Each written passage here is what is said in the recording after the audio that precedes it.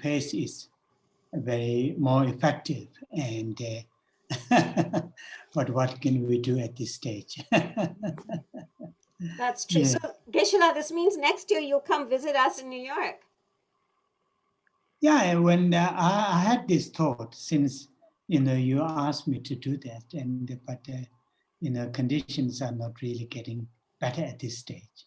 2022, Geshe-la. Yes, when things get better, definitely I'll visit. Yes. Really. So Sheila is going to be your Zoom host, Geshe-la. Okay. Okay. So good morning. Sheila, welcome. Odyssey. Okay. Odyssey. Yes. Yeah. Thank you. So you are you in New York or when you are in a different Yes, place? I'm also in New York. Yes, in Manhattan. Okay. Thank you. Yes, and we're very happy to have you join us. Thank you very much to inviting me to have this opportunity, which Shanae has. We had lots of talk about the center, the Shantideva Center, yes. And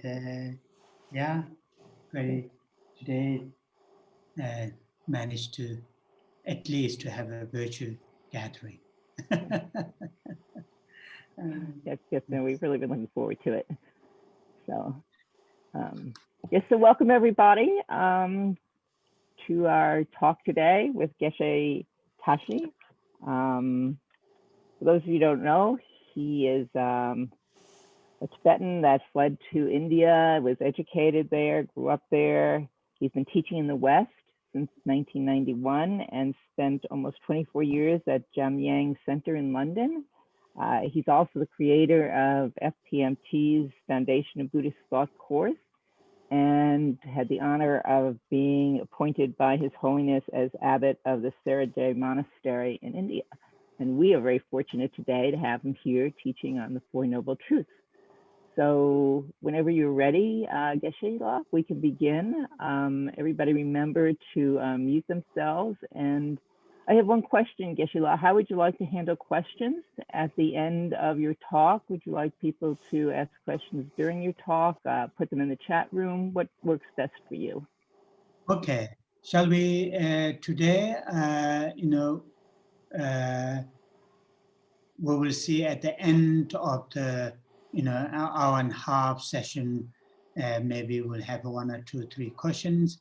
Then maybe next we have 4 Sundays. Then we will ask people to have a written question, and somebody will read the question, and then usually that is more productive. Otherwise, it overlaps 2 or 3 different people when they ask question.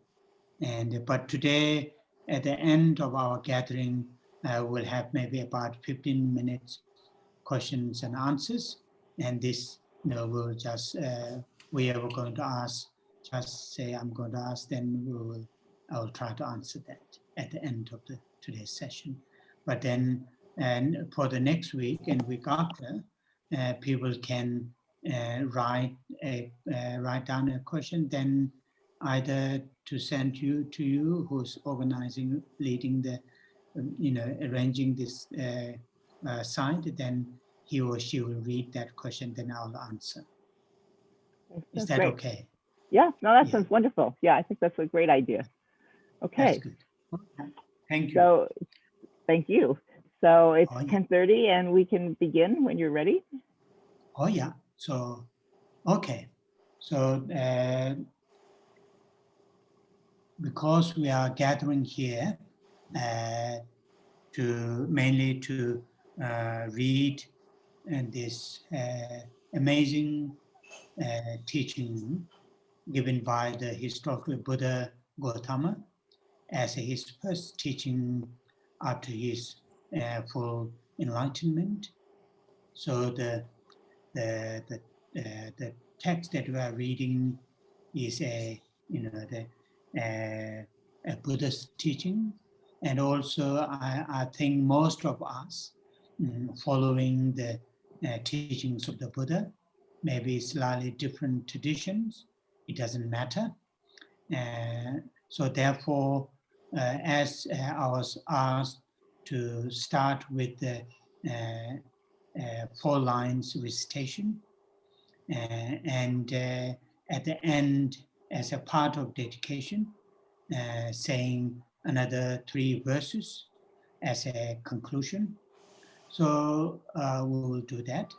And so before we read the refuge and Bodhichitta lines 3 times, before we do that, I usually say a few words on the, what we are going to recite on those 4 lines.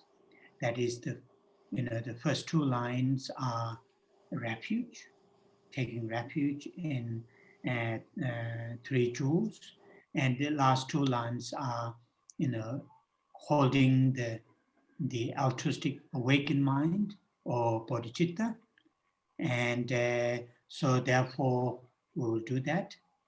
And just me to say a few words why we are reading these 4 lines. We are reading these 4 lines because in general, as we all know from our own experiences, when we engage in daily routine activities or some kind of a particular unique event, when we engage in these activities, it is not just our bodies and speech are involved. It is also our mind involved with that. And not just our mental states, our thoughts, emotions are involved in that participation. That, our thoughts and emotions are the most important part of the, what we are and how what we are and how we are to engage in these activities. So therefore, many of the past and the present, these great Buddhist teachers have suggested it is very, very helpful to us and to others to make sure our states of mind, is at least in a neutral state, not positive and not negative.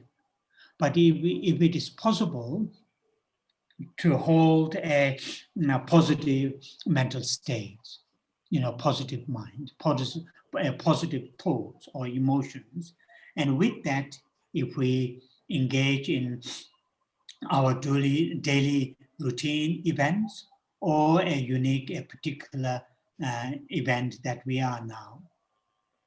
So therefore, not just in Tibetan Buddhism, Buddhist traditions, and also in Theravadan Buddhist traditions, and many ancient Indian spiritual traditions, at the beginning of an event, either recite like this kind of verse, that help us to hold a positive, traditionally called positive motivation or positive thought, or just stay in silent, then very deliberately, very intentionally hold a positive mind before engaging in that event. And that is why we are doing that.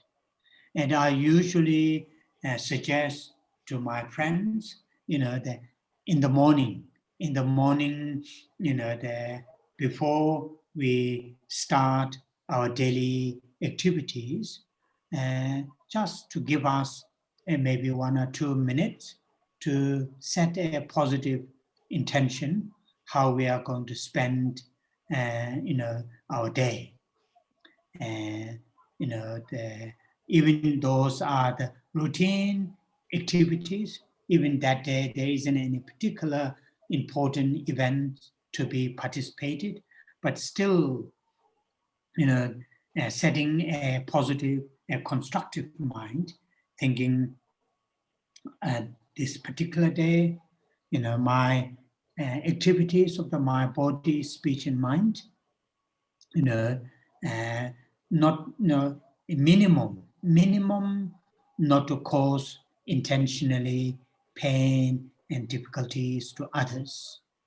And if there's a possibility, very intentionally to support, to help, to others.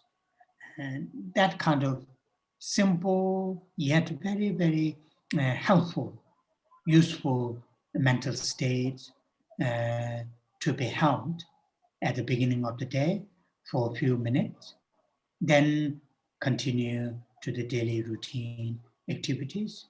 And during the day, every now and then, 1 or 2 seconds or 1 or 2 minutes to remind ourselves the morning intention that we have, held, how we're going to spend the day. By doing that, it will help to continue, at least in a subconscious level, continually state that positive intention. And that is what I usually suggest to my friends. And His Holiness Dalai Lama says very often when he gives, big public talk or in a small group or one-to-one, he very often, he tells how his days start. And he says quite often, either he says some, 1 or 2 verses, or simply to recall, to remember an image of Buddha, visually to have that kind of image of Buddha. And that is something, very, very helpful. And this reading these 4 lines are part of that. And then, of course, as a Buddhist, people who have chosen, who have selected, to follow decided to follow the teachings of the Buddha as one's own spiritual path or journey, then, holding the mind, taking refuge in Buddha as one's own teacher, or Buddhas as one's own mentors, and their teachings or his teachings as something to apply in our daily lives, or to experience, to actualize. And his sangha, sangha member, not necessarily ordained monks and nuns. Here loosely, the term sangha refers to people who deliberately, intentionally live their life or try to live their life according to the teachings of the Buddha. Those are the sangha. And seeing them as our spiritual friends and supporters. So taking refuge in 3 jewels means holding that kind of mind. And and these first 2 lines, in Tibetan, Sangye, that is Buddha, Chötang, that is Dharma, Tsogye Chok, that is Sangha, and Tsogye Chongnam La, that means 2 or 4. Then next line, Dagi, Changju Pardo. Changju means full enlightenment. Pardo means until. Dagni, that means I, by me, I, and Gyapsuche, go for refuge. So that is the first 2 lines, which is very, very nice to say, and also to hold that kind of mind. And the next 2 lines, people who follow not just the teachings of the Buddha, within the teachings of the Buddha for some reasons to follow the Bodhisattva and the teachings.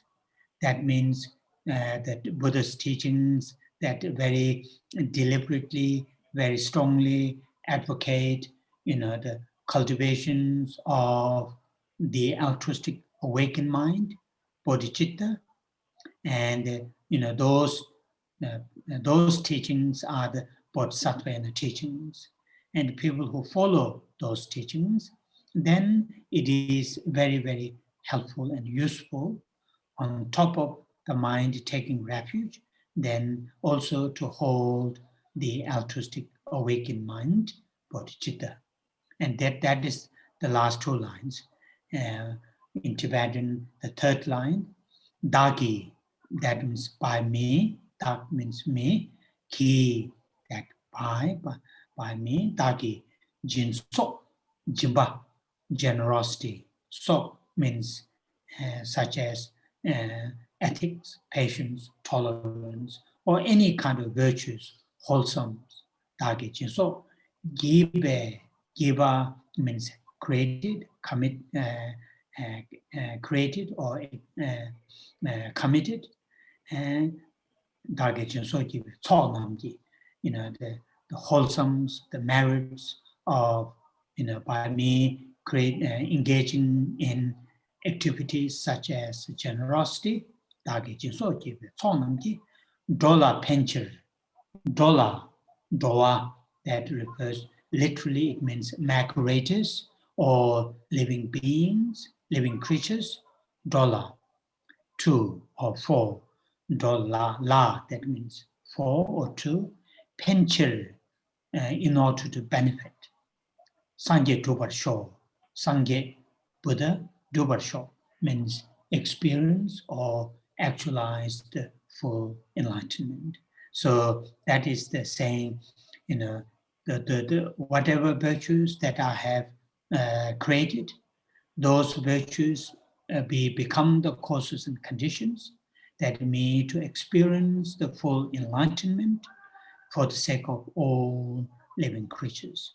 So holding that mind as a bodhicitta, as a morning, the beginning of our gathering, as a setting the positive intention or the motivation. So that is today's brief explanation about these 4 lines. Now we will say, I usually say in Tibetan, so people who like to say in English, you can read in English, and we'll say those 4 lines 3 times.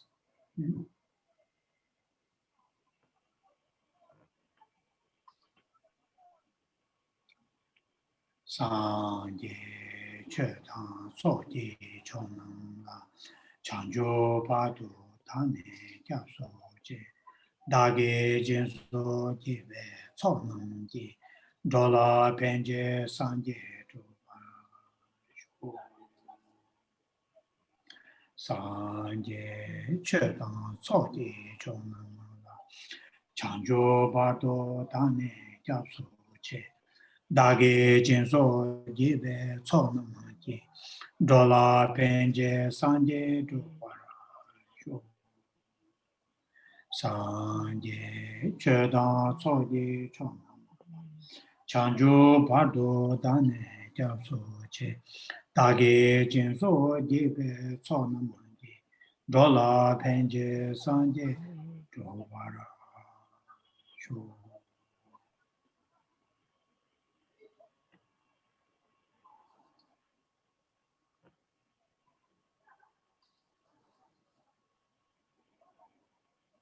Oh yeah, thank you.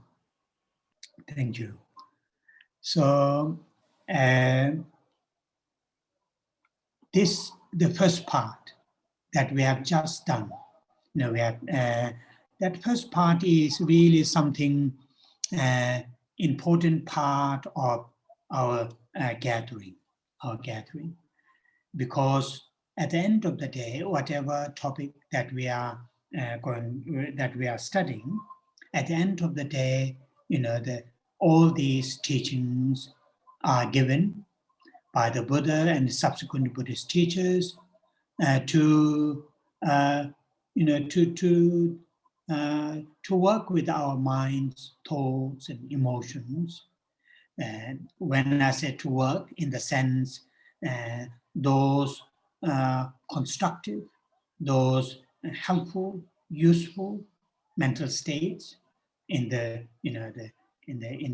general term, those virtuous minds, wholesome minds, thoughts, emotions, to be enhanced, to be further cultivated, and those unhelpful, unhealthy, in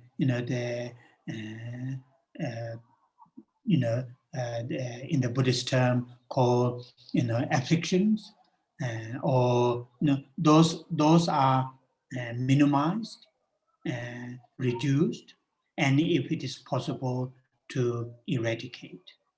And at the end of the day, all the teachings are given for those two purposes. Of course, when our mental states, our emotions, thoughts are really channeled into positive, constructive, wholesome mental state, quite automatically our activities that we engage in with our body speech will become positive, constructive.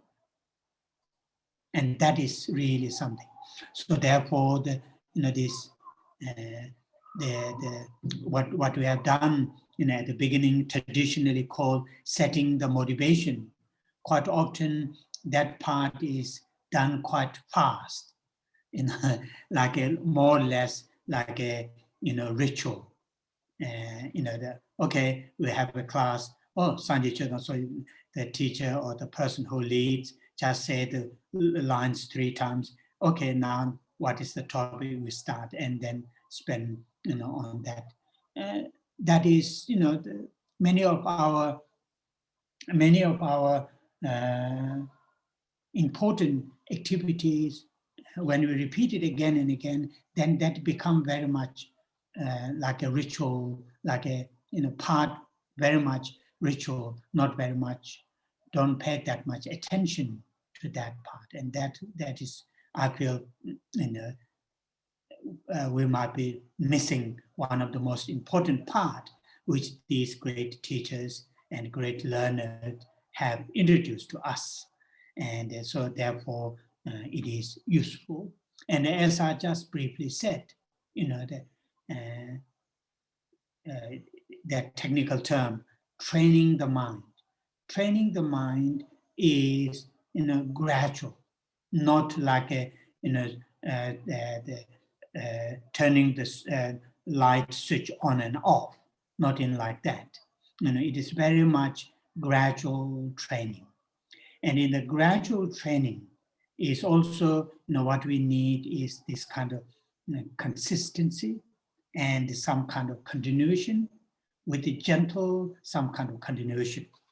And this setting positive intention in the morning, just giving us 1 or 2 minutes, not more than that. After when we familiarize with that kind of setting the morning our intention, then it will become quite natural.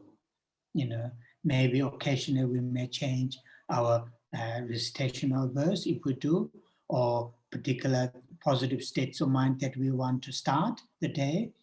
Otherwise, it will become quite natural and quite spontaneous morning when we open our eyes. Okay, today, the 20th or the 19th or 20th of the March 2021, Sunday, I'm going to spend my day in this way, in this fashion. As a human being, I'll spend in this way. As a follower of a spiritual path, this is part of my, how I'm going to spend. And that kind of training is something very, very, although it's very basic, but very powerful over the time when we do that. So that as the people who who have been with me or who have joined my classes in different places, I usually say, you may already fed up what I'm going to say at the beginning of the class. Say it over and over and over. But my own experience, saying, hearing again and again and again, although sometimes it creates a little bit irritation, but it also has some positive impact. So to weigh those two, which one is more, what you call the useful or beneficial?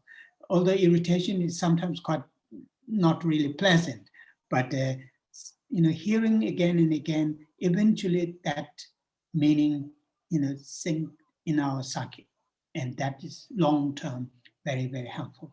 Irritation is just for a few seconds or few minutes. It won't last that long. So that's what here I have said that, and they really useful to do that.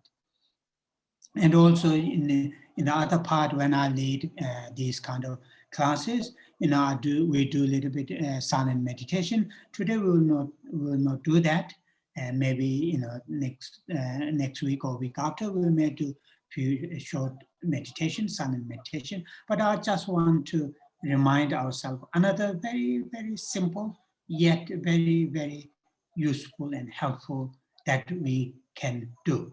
And we can do quite easily, although I know we all are very, very busy, particularly people who are living in the big cities like New York, London, Paris, or have an extra energy living in a big city. When I lived in London, there's a particular energy when you live in a big city. As soon as you go out from, then it's busy, traffic and everything. But still, we will have, the sort of 5, 6, 7 minutes to really build a general, to create or to train our general states of mind, have a qualities of stillness, qualities of clarity, which are very, very useful. If our general states of mind, has that kind of ability to calm down, yet to have the full alert, awareness is fully present. If we train our mind to have that kind of mental qualities or abilities, then even though externally or at the forefront of our mind is really very, very busy and so many things are happening, the basic bottom levels of our consciousness or the mind stay calm and clear. That way, the external, those, challenges or surface emotions, those unpleasant emotions and thoughts will not disturb that bad, to ourselves. So in that way, I usually ask people to do a short, either silent meditation or select a syllable or one particular color. Just simply place your mind with that, and to build those two qualities, stillness and the clarity. Although I'm sure many of you have heard lots of information, how to develop stillness, how to cultivate clarity, but there are some simple mental qualities which we can experience without deep philosophical interpretations or explanations. So therefore, my experience living in the West, for a long time, I will make this small joke. I usually, quite often, I say to the people, if there's a possibility, I would like to mix the Western mentality and the Tibetan mentality, then create a one really, what you call the constructive, very flexible, very, capable mental states. Generally speaking, of course, not all. That's I'm talking about generally. Generally, the Westerners have the habit or they have the mentality, to keep oneself very busy. Do it, finish it, and one after another. So what is the next? The Tibetans say, okay, it's all right. If it didn't happen today, we'll have tomorrow. If not happen tomorrow, next year. If it didn't happen next year, there's a next life. So in that kind of character, or in that kind of, so the need some sort of, so therefore, really coming down, bringing some kind of stability within our basic mental state is something very, very useful. And also for the mind training, to train our mind, we need that kind of basic mental state should be that kind of, have that kind of quality. Okay, so these are just some preliminary blah blah. I usually call my talk, I call blah blah. So it is blah, my preliminary blah blah. Okay, now because we have 4 Sundays, we will finish this amazing sutra, and so I'm sure you all have a copy of that sutra, and it is called Setting the Motion, the will of the Dhamma, which is, as I just briefly mentioned, when the historical Buddha Gautama, after his long journey, leaving his loved ones and his all, long-term for many people to benefit, searching some meaning in life, in his life. Although, what you call the, in the Tibetan, Mahayana traditions, we believe, or the teachings have said, the historical Buddha Gautama was already fully enlightened for, the many eons in the past, coming to this, on this planet more than 2,500 years ago as a human being born in a very, rich family is some form of, manifestation or some form of what you call the, showing us how to be liberated, free from this kind of, the predicaments. And that is what Mahayana teachings have taught. But today, my talk will very much in general. So therefore, I'm saying here is Gautama, Siddhartha, who was born in this particular family, and nowadays in under Nepal, in northern India, and so he asked an important question, that is, what is the meaning of life? What is the meaning of life? Then search for answer to that big question. I mean, this is meaning of life. That question is still going on in the West. Many centuries, and Greek philosophers up to the present time. I can't remember current great philosopher from UK. There is one nice book written as a meaning of life. So lots of interpretations that we can interpret. But the Gautama Buddha, Gautama, Prince Siddhartha, try to find the answer to these 4 events.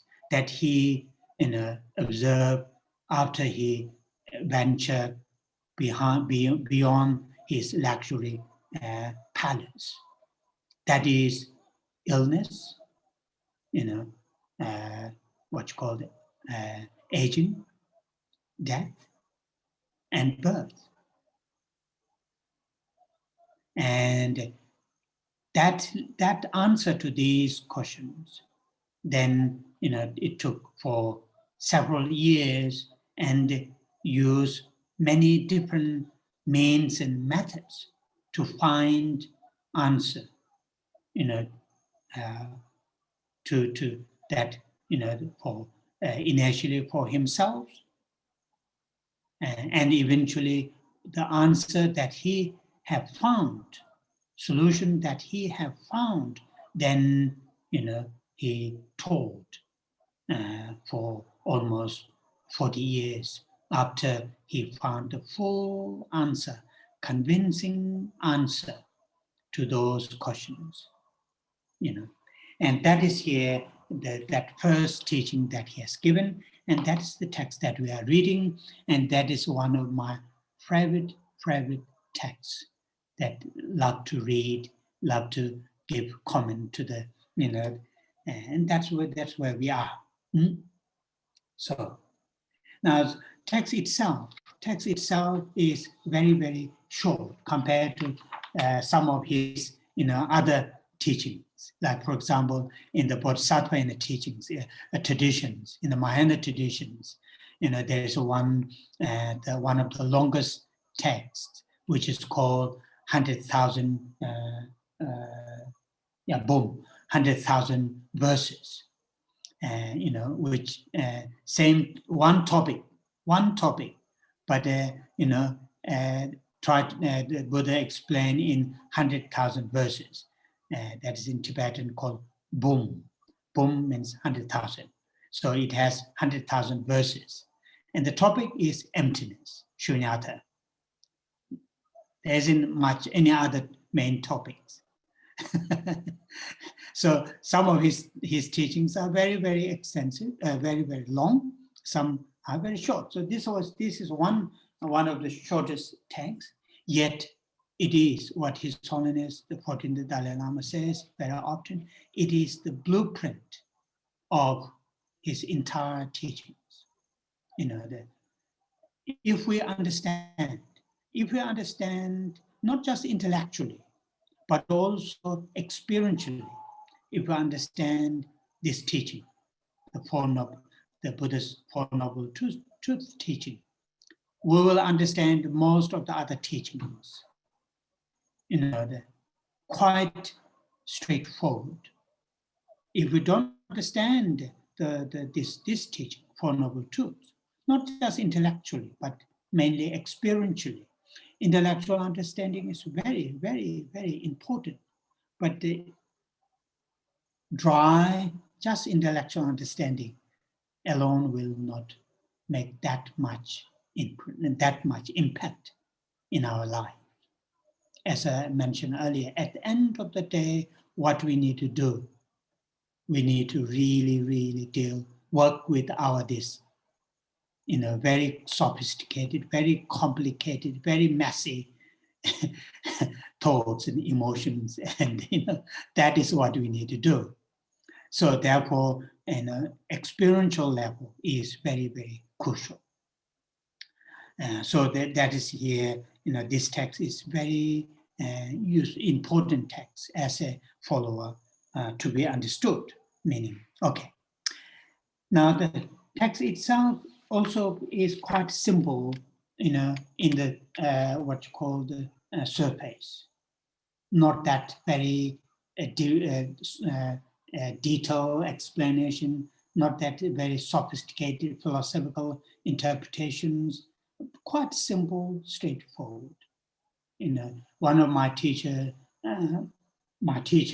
used to say, this kind of text, can be taught, can be explained to all the different levels of the mental dispositions, to the very, very relatively new in the Buddhism, people who are, or people who are in a very advanced level. Again, this text can be explained, and can learn new things from this text. So that is how the nature of this text. Okay. Now the first paragraph, which it says, "Thus have I heard. On one occasion, the Blessed One was dwelling at Banarasi in the deer park at Asipantana, that is the place.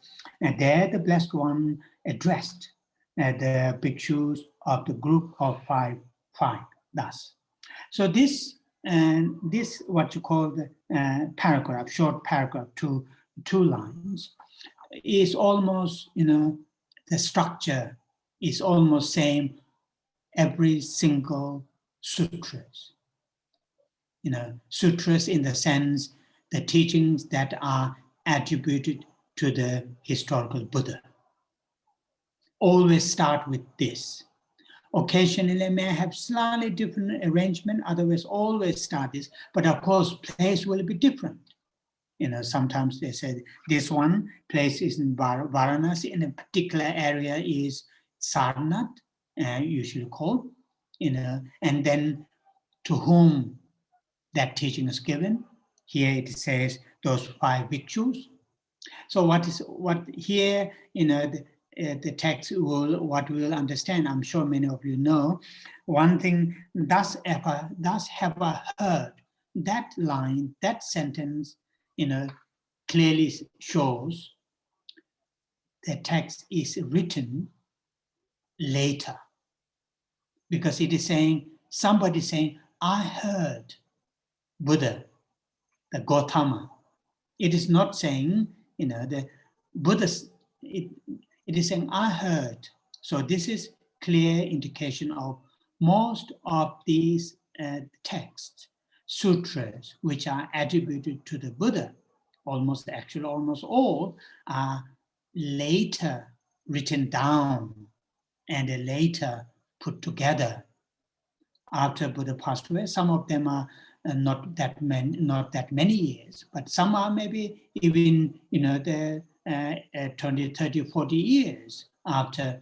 So that is what in Buddhism there are 3 gatherings after Buddha passed away. Some of his followers come together, because those days, many of these great masters or Buddhist direct students, such as Ananda and other, they have memorized, and so not to lose, not to lost the teachings, and they come together, and then they take turn, and then they recite what they have heard. And this is what, saying, thus have I heard.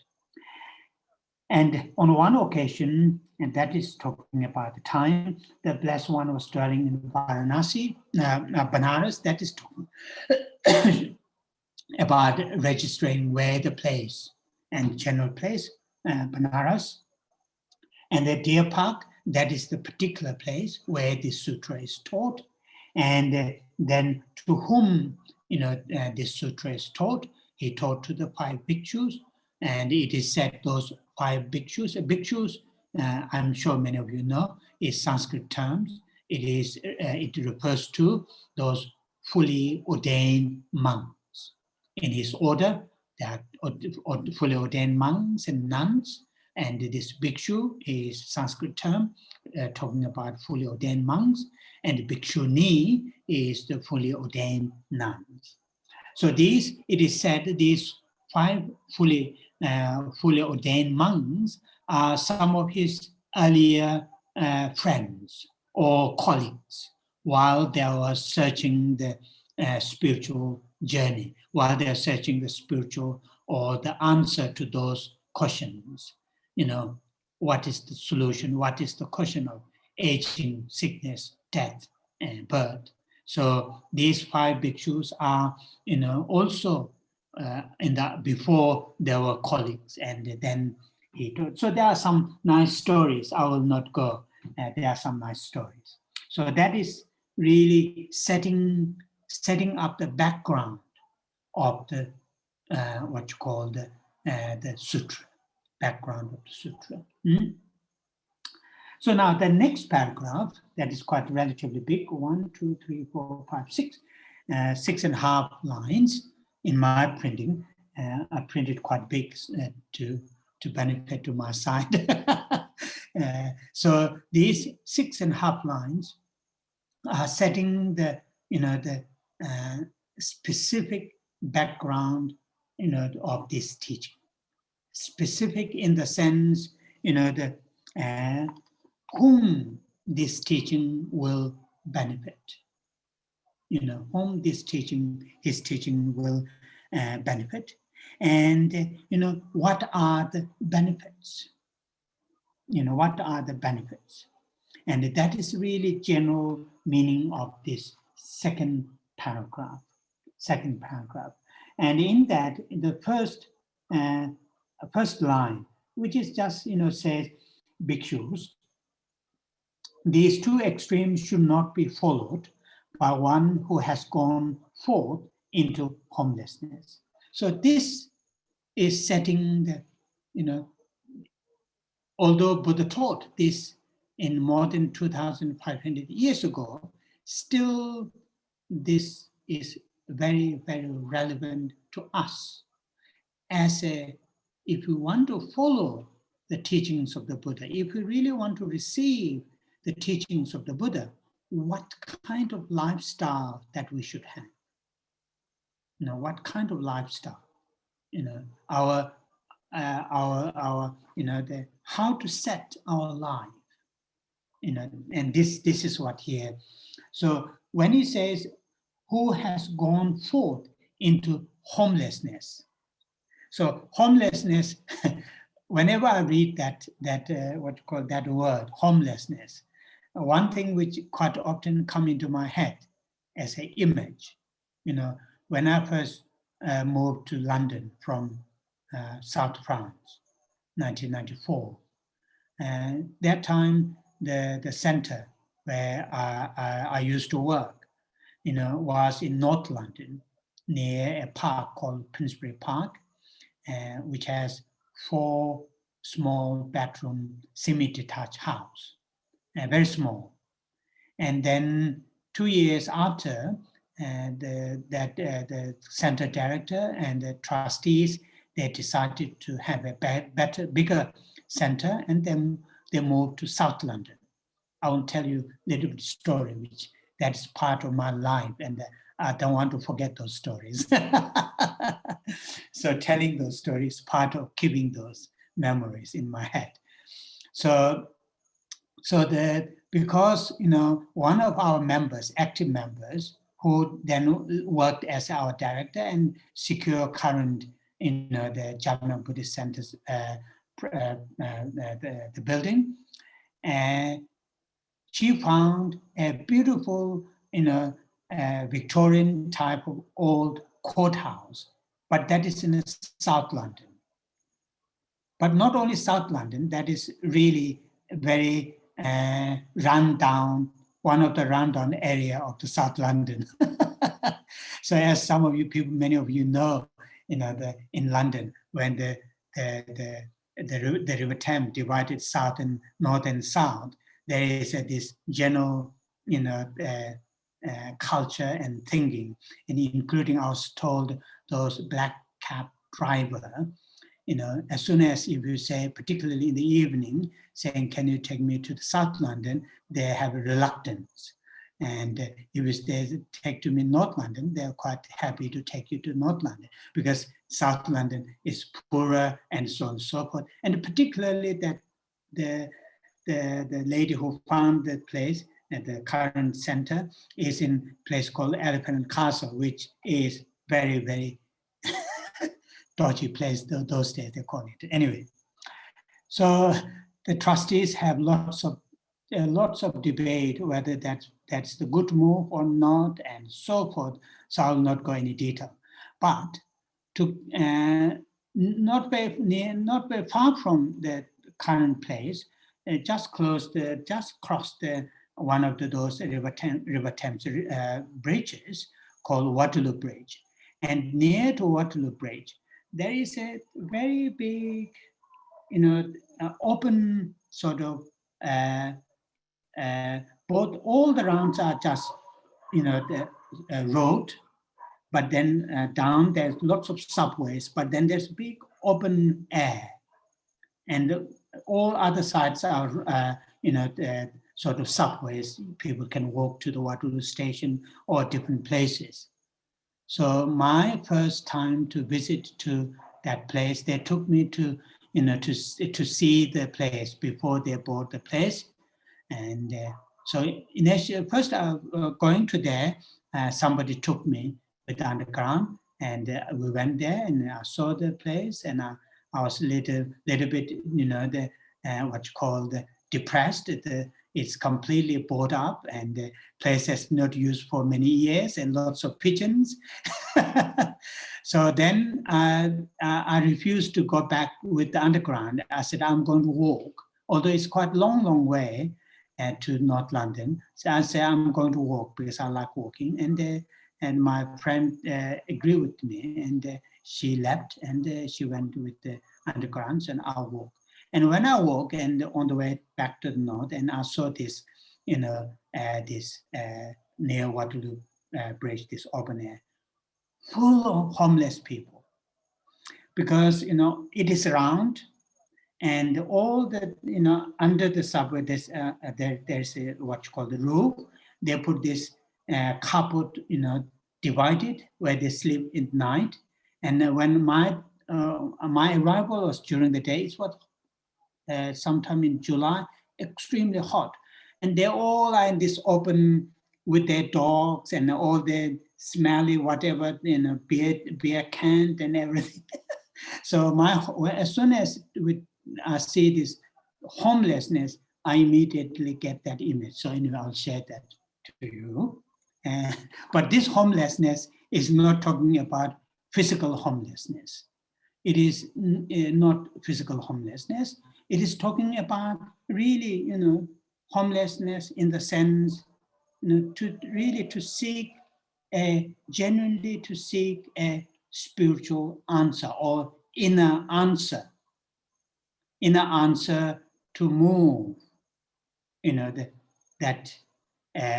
what we call our security, home, and friends and families and insurance, and on top of that insurance, another insurance for that insurance.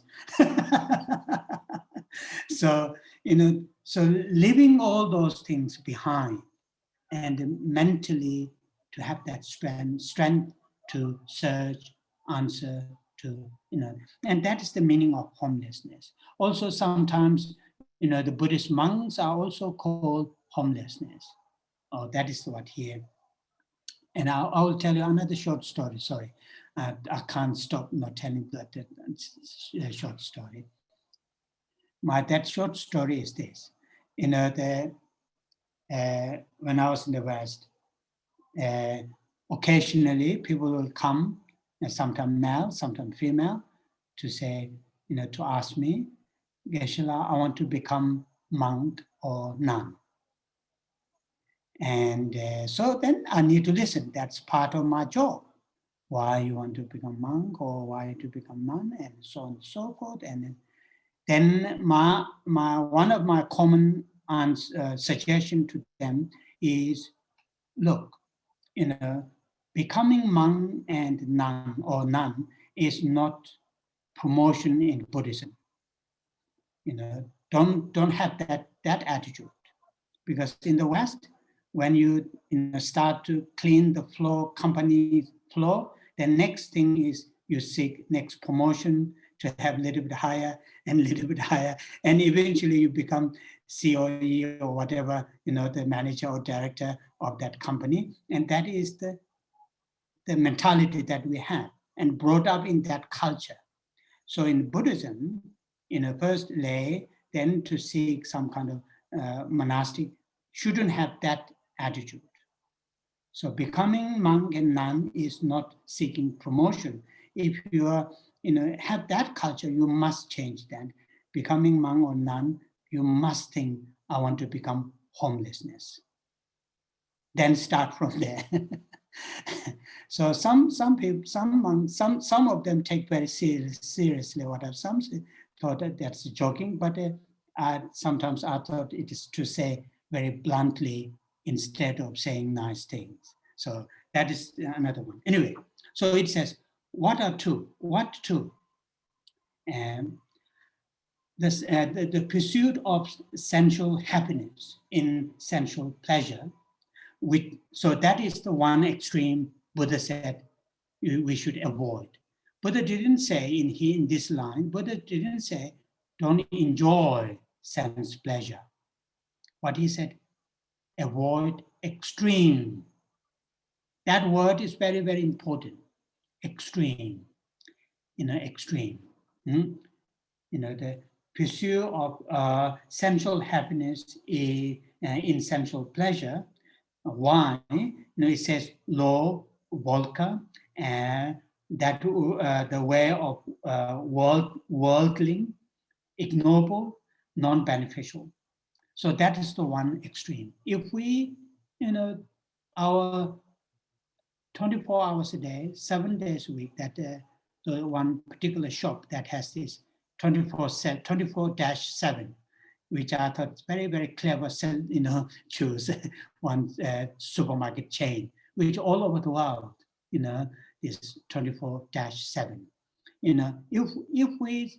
If we pursue 24-7, just sensual pleasure, then the teachings that Buddha is going to give is not suitable. Not suitable. Not suitable. So why he's saying that there are five things are selected. He says law. There are different translations. Law, volca, the way of worldling, ignorable, non-beneficial. These all have slightly different meaning, even though linguistically or sometimes they may interchange the meaning, but they have also different meanings. Law, in the sense, that much meaning in there. Just seeking 24 hours, 7 days a week, just seeking, sensual pleasure. Although sensual pleasure is important, we are fully equipped to experience sensual pleasure. We have sight, eyes, we have ears, nose, tongue, tactile. We are equipped with that internally. Externally, where we are, full of those what in the Buddhist term called 5 sense objects. 5 sense objects, or sometimes called 5 design objects. Where we are, in the Buddhist philosophical text, living beings or sentient beings are while in this unenlightened state, in a 3 different what is called 3 realms: desire realm, form realm, formless realm. I will not talk all the detail, but we are in this called the desire realm. That means all 5 sense objects, which are desire objects, are there where we are, and we ourselves are, equipped with these 5 sense consciousnesses. So therefore, just enjoying is nothing wrong. That will not cause a tremendous obstacle to pursue the teachings of the Buddha. What will not helpful is extreme sort of pursuing extreme, and that will not. So that is when it's a law in the sense, then if we pursue that, maybe just 1 hour, 2 hours, or 3 hours, or a few days, or a few months, or a few years, these sense pleasure are very, very temporary. Low. Volca has many different meanings. In one hand, unsophisticated. In sophisticated, or in the sense, these are what in another English term is tacky. Tacky. Some of those duplicate some companies who make the duplicated those good companies products, and they look very shiny and quite similar. If you look a little bit closer, then they don't have that good finishing and all those things. So it has that kind of the tasteless. Otherwise, that these sense pleasure either side, of course they are useful, but for long term, not that much taste. It is just and the way of worldling. The meaning word worldling in sometimes in the Tibetan terms chiba, which is I like that. Instead of that saying in English sometimes it translated saying childish manner. For example, this great Indian master Shantideva, many of you have heard, and your center is called Shantideva Center. And in his he wrote, I'm sure, many other, but currently we have those 2 texts that written by Shantideva, and famously, quite often that we receive teachings is the Guide to the Bodhisattva Way of Life. And in that, I think it might be in chapter 6, there's one nice verse. There are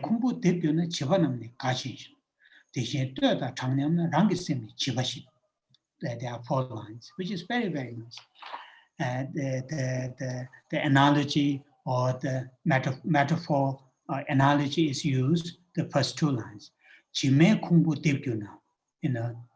the summer, when the family, take their children with a small plastic bucket and plastic that what you call the, like a spoon, that big, I don't know what they call it in Japan. So, and then take to the beach, sandy beach, and their children play with the sand and make beautiful or not necessarily beautiful castles. Chime kumbu. Chima is sand, kumbu is that kind of castle. And one child builds that, his or her castle. Another child comes with a bucket full of water, pour on that, and the entire castle collapses. And that is the what Chime kumbu dirgyuna. When that castle collapses, chivanamne gashindu. Some children, because when they collapse, they are very, very happy. Some children, because that castle collapsed, extremely sad. Likewise, likewise, the childish people, when they are praised, they are extremely happy. When they are scolded, they are extremely down. That's what Shantideva said. And that's really nice, what you call the verse. It is talking about, how to practice patience, not to lose your temper, not get angry, when somebody says to you some unpleasant words or does some unpleasant things. Or don't be too sort of, up there when somebody praises you. That manner is like childish. So here, when it says the way of worldling, is talking about, the people who have that kind of mental state. Just thinking about themselves, just thinking about searching the sensual pleasure, and it is, supporting one's own party, saying all the things to the other parties, and creating that kind of divisions, us and them, and so on and so forth, and trying to collect, what in English, there's a nice word, which, I haven't found any equivalent Tibetan words that sometimes they count as a mental illness, hoarding. Yeah, hoarding, people who keep all the things, and they what you call the when they have the roof, they lock, they fill the entire lock. Eventually they fill their bathroom, sitting room, kitchen, including newspaper. So that kind of mentality, collecting, dividing, and so on and so forth. And that is here, from the Buddhist point of view, that kind of mentality, that kind of habit is childish habit. And that's what here talking about, I'm just interpreting it that way, the way of worldings. And ignorable, ignorable. In other words, unworthy, or some other ways it is if I use the quite strong word, shameful. Shameful in the sense, on the one hand, to say, oh yeah, I really very much, I'm a spiritual being, I have these teachings, that teachings, blah, blah, blah, blah. And when you do when it comes to actual action, doing completely differently, then that is shame. That is more like, and that's what here, ignorable, unbeneficial, so that is what here, this, for the first extreme. The second extreme, it says, and the pursuit of self-mortification. Self-mortification. Self-mortification in the sense, really, ignoring our basic necessities, like food, shelter, medicine, friendships.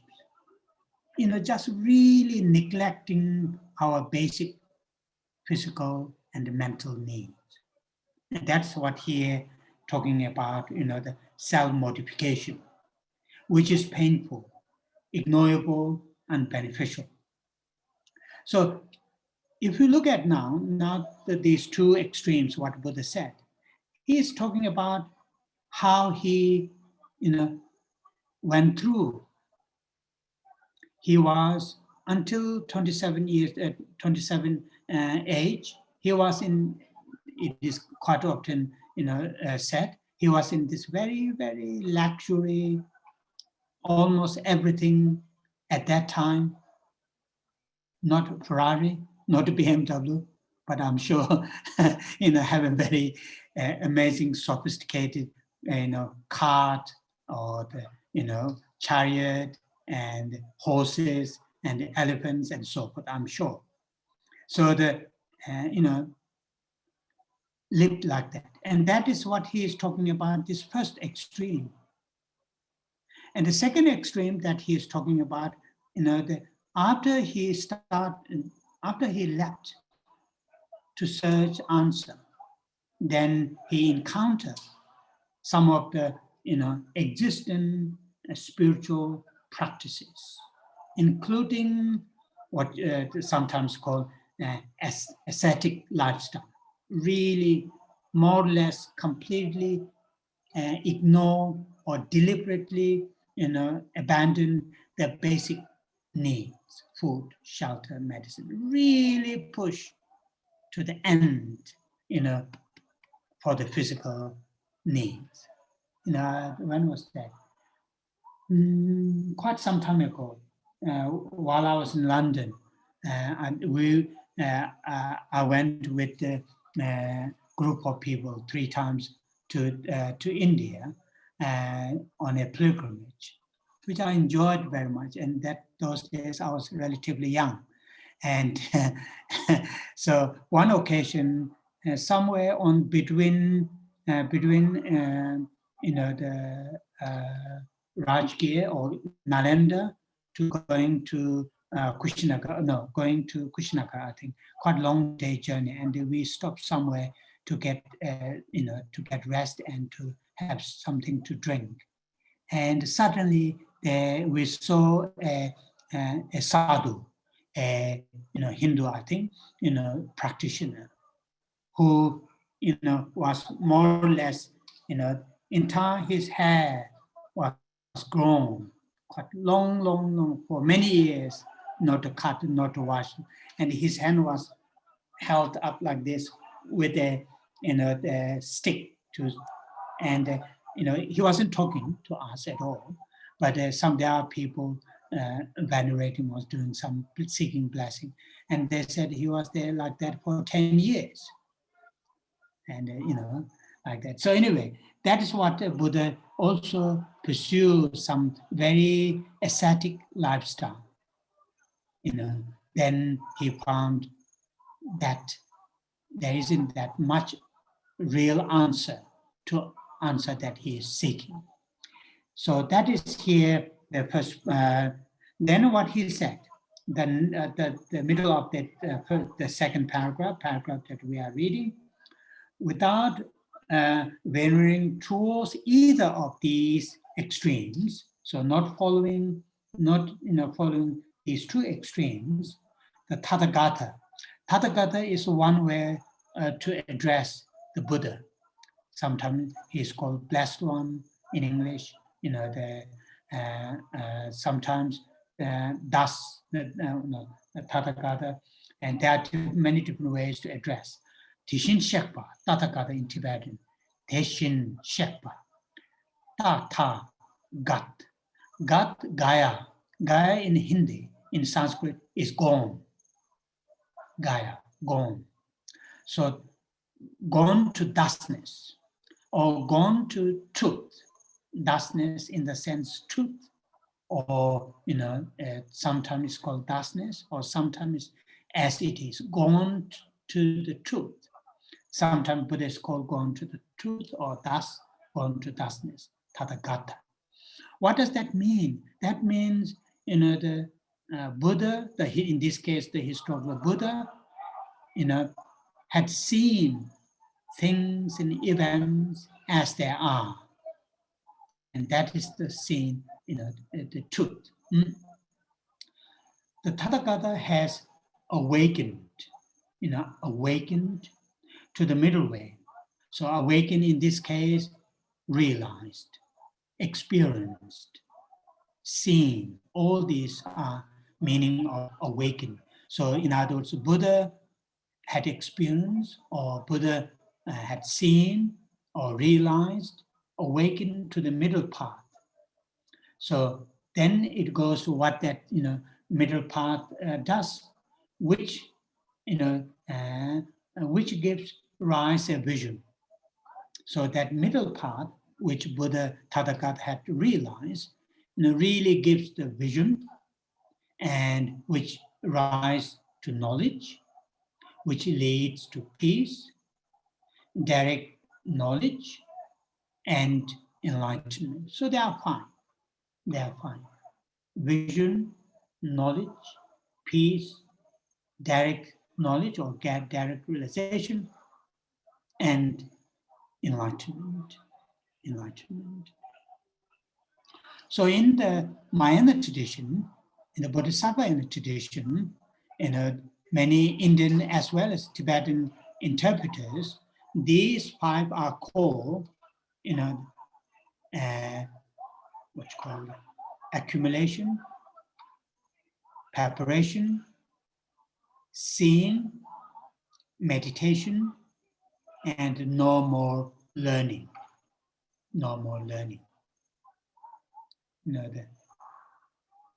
sometimes saying part of accumulation, part of preparation, part of seeing, part of meditation, and a part of normal learning.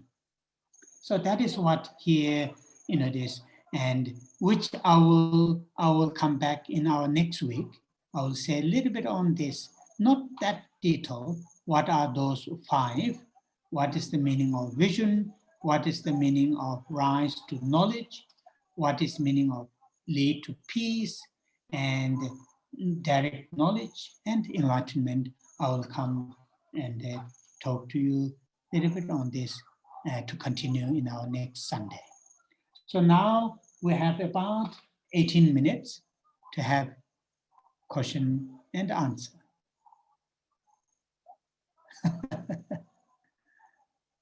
I hope you haven't dozed off, because sometimes when we talk a lot, people start to doze off. So whoever going to ask question, mute yourself and yeah, somebody raise hand. Okay, I can see. Hello, Geshe-la. Okay, yeah, yeah. Is a question related to something you said in the very beginning. It's not even directly related to the sutra. Okay. When you're talking about the importance of like a little morning routine and how this training is gradual, in the explanations, there are many times that we hear about things that we can transform into the path, like levels of attachment and other things. Yes. But sometimes in this circumstance, many of us are experiencing a type of tiredness, of sorry? Tiredness. Experience of what? Okay. Really tired, depletion of sleep and not stopping really. Like you said about big city, but a little of an extreme of that, where you cannot sometimes leave your house and things like that. So I wonder how to create some mental space when someone is extremely tired, like this little breath. Yes. Okay. I think like these days, when government or somebody impose upon us some kind of restrictions, not allowed to do, not allowed to go, we want to go. We want to go more than when there's no restriction. We want to do more when there are not restrictions. And it is part of course, either somebody impose upon us not allowed to go out, or due to lifestyles, we have so many commitments, family commitments. I know a lady who lives in London. I think she has been with her elderly 2 parents for more than 10 years. And both are, I know her mother is bedridden for many years. So like that kind of situation, it is very, very difficult. It is very, very difficult. I don't have really something, what you call the very helpful solution or answer, the solution to share. Very, very, apart from feeling sad, apart from feeling, sympathy, expressing sympathy, there isn't that much I can offer. However, it is very, very, very useful. We must understand our mental state, our emotions, our thoughts are more powerful than those external conditions. If we really, gently, gradually, and continuously train our thoughts, emotions, and minds. Some of these external conditions will not bother that much. So it is, not easy solution, not straightway answer, but we need to really, and sometimes, when we are having that kind of living condition or that kind of situation, we added extra pressure, thinking how miserable I am, how difficult I am, how all those things, and that is extra. We try to not add it on that, just, in this world, there are more than 7 billion human beings. And living conditions are very, very, very, very different within one family members, let alone one continent to another continent, one city to another city, or like that. So the difficult circumstances that we are experiencing also need to compare with others. Sometimes when we are in this kind of really difficult, unfortunate situation, we may think this is what I'm living, what I'm going through is the worst in the world, but that usually is not true. So therefore, to compare, to build the inner strength, to think, whatever we are going through at this stage is not permanent. They are not permanent by nature. They are impermanent. They are going to change. They come into being with the causes and conditions. And these causes and conditions have not power to keep us like this forever. Like that. I think those are something may help. Apart from that, I don't have that very practical answer, really. Okay, next question. Geshe-la? Oh, yeah. Thank you for the teaching. It's a real honor to be present with you and everyone here. I was wondering, I missed something you had said about the 5 points you brought up regarding the 2 paths, one of them being accumulation, preparation, seeing, no more learning. And then you mentioned the other one, which is vision, knowledge, peace, direct knowledge, and enlightenment. So I wasn't quite clear of the relationship between the two and what paths are about. So if we go like this, in the text, which it says, which gives rise to a vision, if you go with that path of accumulation, then the second one, which gives rise to knowledge, then that goes to path of preparation. Then third, which leads to peace, path of seeing. And the next, which is fourth, to direct knowledge, that goes with the path of meditation. Then enlightenment to nirvana, these two are the one, that is part of normal learning. Okay. And I will give a little bit interpretation in our next week with this, how we can say why it's called vision, and in that why it's counterpart, or the why it's called part of accumulation. I will talk a little bit with that next week. Oh, okay. Yes, you mentioned that. Thank you, Geshe-la. Yeah.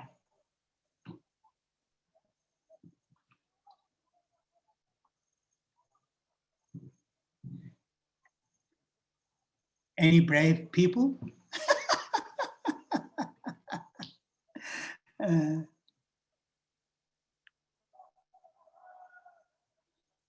Please send a question to Geshe Tashi. Able to meet in person. So there is a one in the chart. There's one. I think it might be the question. I'm not sure. I will read that. It says, "Please send question for Geshe Tashi." Okay. It says, "Since we are not able to meet in person, if you wish to make an offering to Geshe Tashi, okay. Here is that is Sheila. Okay. Then there's a. Since we are okay, these are all are just question, not Dhamma question. Okay. Yeah.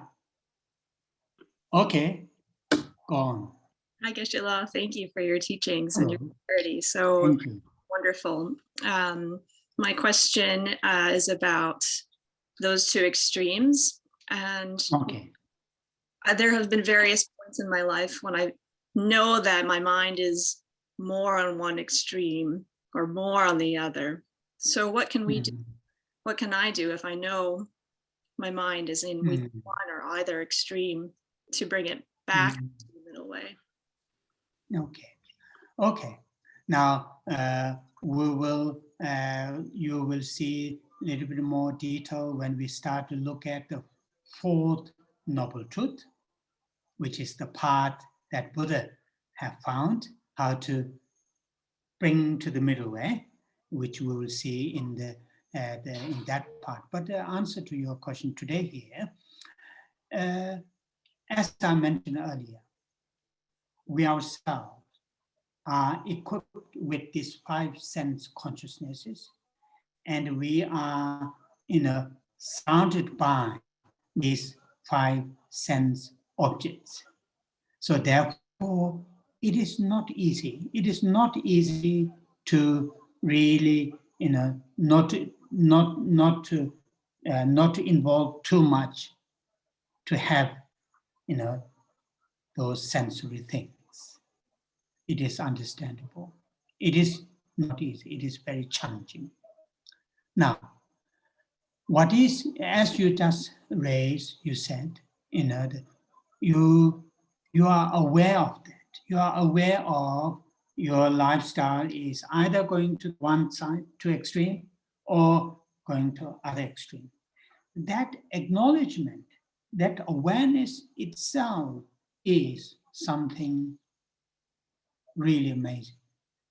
Not easy for us to aware of we are in either one of those two extremes. Not easy to understand. Very often, we only, aware of we are on one of those two extremes after we spend long time, and then we slowly, when it's too late, we realize, oh, I'm in this. But I think the awareness itself, what you have said, is something useful. Now, my suggestion, this is also part of Western mentality, or people who are brought up in Western lifestyles and Western culture. I'm not blaming. Today it seems I'm keep pointing out something not really right in the West. I'm not saying that. I enjoy Western culture. I love very much, living in the West and all those things. There are many, many, many, many good things that I share to my monks in here. However, in the West, particularly in the younger generation, there is this culture or tendency, what the English, the term is used, to beat ourselves, become too critical to ourselves. Oh, I'm not doing right. My one is not right. My one is not correct. My one is something not perfect. That mentality is not helpful. Not helpful. So therefore, my answer is: first, you are aware of you are sometimes one of those two extremes, and you are trying to bring to the middle. That itself is something that you should pursue and continue. Now then,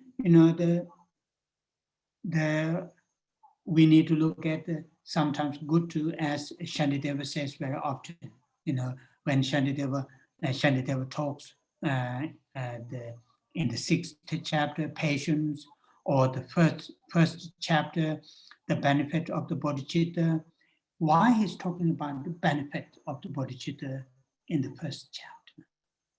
That is, these great Nalanda masters are really, really, really top, if I use this, the Western term, psychologists, psychotherapists, top. They understand our minds.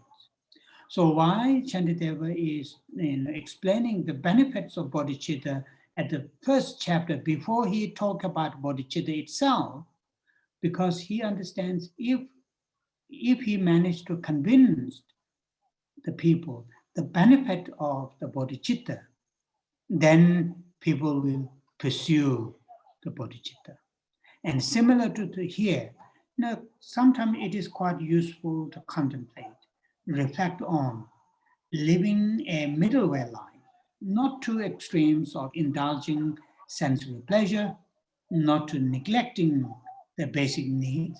Something middle way lifestyle will suit for my spiritual journey, for my long-term depart, for my inner development. Thinking about, reflecting on the benefit of having that kind of lifestyle is one way to bring and to continue to live in that kind of middle way lifestyles. And on the other hand, as Shantideva did it in the 6th chapter, he talks a lot about the disadvantages of losing tempers. Again, it is the mental trick.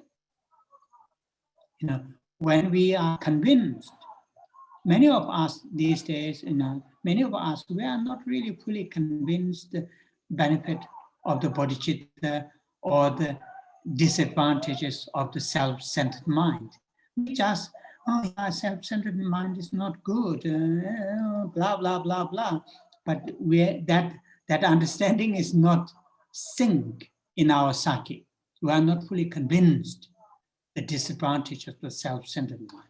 Similar to that, as Shantideva talks a lot about, why is that? If we are able to really convince, if we live one of those two extreme lifestyles, living in that lifestyle will not lead us any further. That will keep us round and round and round and round, which is called samsara, and we will continue to experience the predicaments of the samsara. And that is useful. Okay, so now we are approached to my time, 9:30.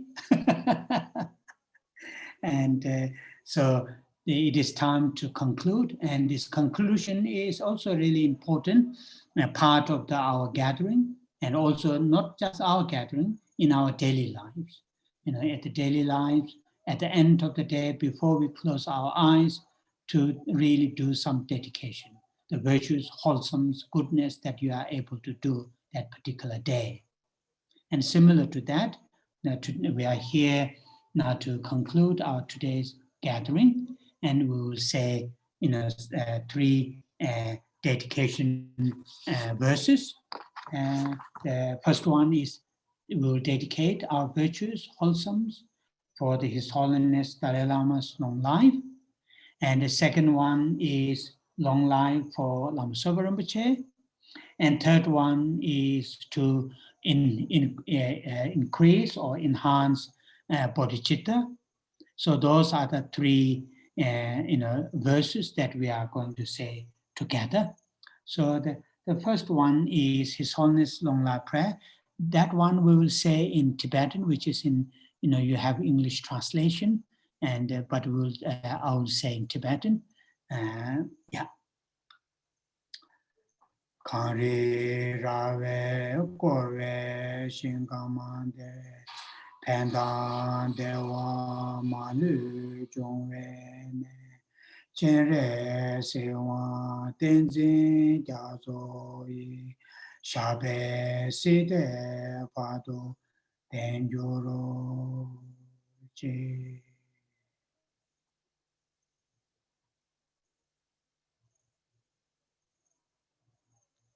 Oh yeah. Lama Rinpoche's long life prayer. Oh yeah, this is in English.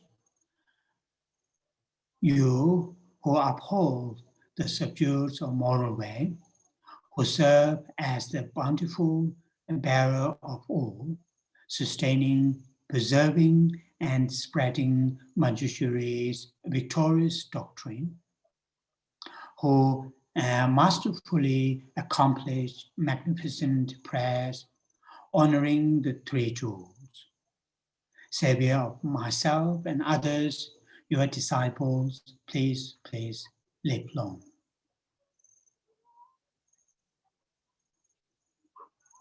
Oh.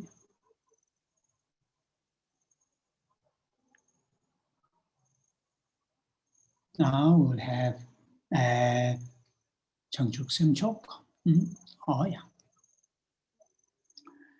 Changju Semcho Rinpoche Maje Panama Jejuroche Jeba Nyamba Meba Yang Kongne Kongdu Pewara Sho.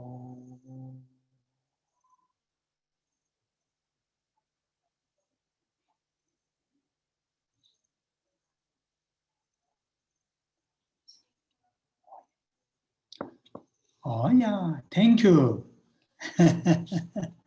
Thank you. Thank you too. Thank you very much. Thank you, Geshe-la. Thank you. Thank you.